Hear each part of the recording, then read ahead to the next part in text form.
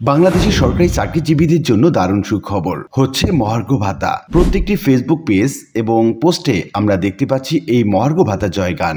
আমরা যেমনটা দেখেছি প্রাথমিক দপ্তরি কণ্ঠ বা সরকারি প্রাথমিক বিদ্যালয়ের যে পেজ আছে সেখানে বলা হচ্ছে মহার্ঘ ভাতা 11 থেকে 20তম গ্রেডের জন্য 35% আর 1তম 10ম গ্রেডের জন্য 25% এর জন্য সুপারিশ করা হয়েছে। বেসরকারি শিক্ষক ফোরাম পেজে বলা হচ্ছে যখনই ঘোষণা করা হোক না কেন জানুয়ারি 2025 থেকে মহার্ঘ ভাতা পাবেন ইনশাল্লাহ। তিনি কোনো একটা সূত্র নিয়ে এই কথাটি বলছেন। তো এরকম ফেসবুক বা বিভিন্ন সূত্রে বা বিভিন্ন গণমাধ্যমে এই মহার্ঘ ভাতা জয় জয়গান চলছে। আসলে এই মহার্ঘ ভাতার বিষয়টি কতটুকু সত্য, কি বলছে এই গণমাধ্যমগুলো, কি বলা হচ্ছে ফেসবুক মাধ্যমগুলো থেকে, এই সংক্রান্ত বিস্তারিত তথ্য জানাবো আজকে ভিডিওতে। প্রিয় ভিউয়ার্স, আজকে নতুন ভিডিওতে সবাইকে স্বাগত জানাচ্ছি।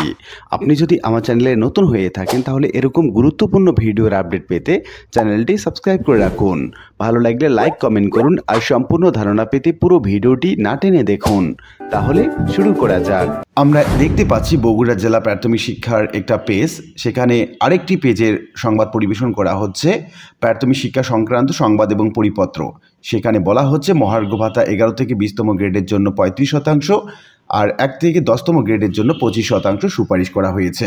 শিক্ষক জানালা এই পেজ থেকে বলা হচ্ছে 1তম গ্রেডের মূল বেতন হচ্ছে 78,000 টাকা, সেক্ষেত্রে 25% যদি বেতন বৃদ্ধি পায় তাহলে 19,500 টাকা বেতন বৃদ্ধি পাবে।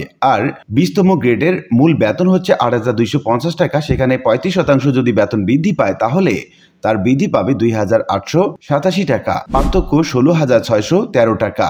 সাম্যের বাংলাদেশে এটি কখনোই সুবিবেচিত হতে পারে না।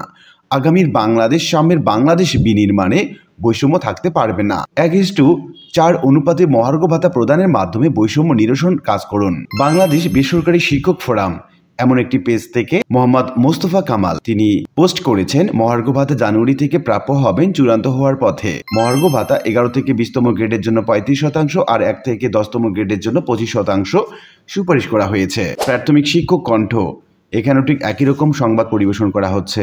নবম পে স্কেল থেকে একজন পোস্ট করেছেন, তিনি বলছেন মহার্ঘ ভাতা 10% দেন, 200% দেন, ভাতা কিন্তু অবশ্যই সর্বনিম্ন 10,000 টাকা হতে হবে। তার যুক্তি হচ্ছে 11 থেকে 20তম গ্রেডের কর্মচারীদের মূল বেতন যেহেতু কম, সেক্ষেত্রে মূল বেতনের পার্সেন্টেজ হিসাবে বেতন দিলে 11 থেকে 20তম গ্রেডের কর্মচারীরা বরাবরই বৈষম্যের শিকার হবেন। 11 থেকে 20তম গ্রেডের সরকারি চাকরিজীবীদের একটা পেজ, সেখানে বলা হচ্ছে মহার্ঘ ভাতা 11 থেকে 20তম গ্রেডের জন্য 35%, 1 থেকে 10তম গ্রেডের জন্য 25% সুপারিশ। প্রাথমিক শিক্ষক নামের একটি পোস্ট শিক্ষক জানালা নামক পেজ থেকে শেয়ার করা হয়েছে, সেখানে বলা হচ্ছে আলহামদুলিল্লাহ, অবশেষে দ্রুত কার্যকর হতে যাচ্ছে মহার্ঘ ভাতা। সরকারি চাকরিজীবীদের জন্য বরাদ্দ 81,580 কোটি টাকা। বেসরকারি শিক্ষক ফোরাম থেকে একই রকম একটি পোস্ট শেয়ার করা হয়েছে।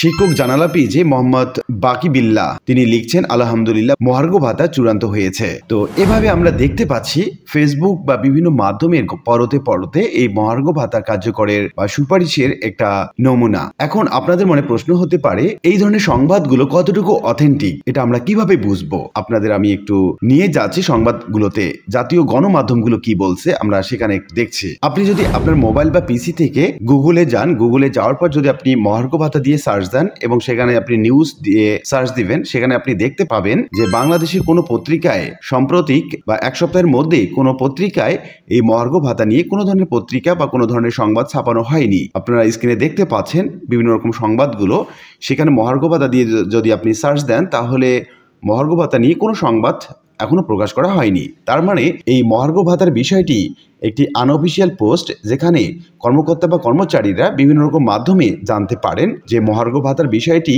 35% এবং 25% সুপারিশ হয়েছে বা হতে পারে। এটা কত পার্সেন্ট কার্যকর হবে সেটা এখন দেখার বিষয়। যদি এই সংবাদটি অথেন্টিক হয়ে থাকে তাহলে আপনারা 1 থেকে 2 দিনের মধ্যে জাতীয় সংবাদ মাধ্যমগুলোতে পেয়ে যাবেন। আশা করি বিষয়টি বুঝতে পেরেছেন।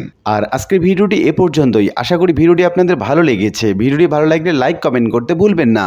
দেখা হবে অন্য কোনো ভিডিওতে। সে পর্যন্ত সবাই ভালো থাকবেন। ধন্যবাদ।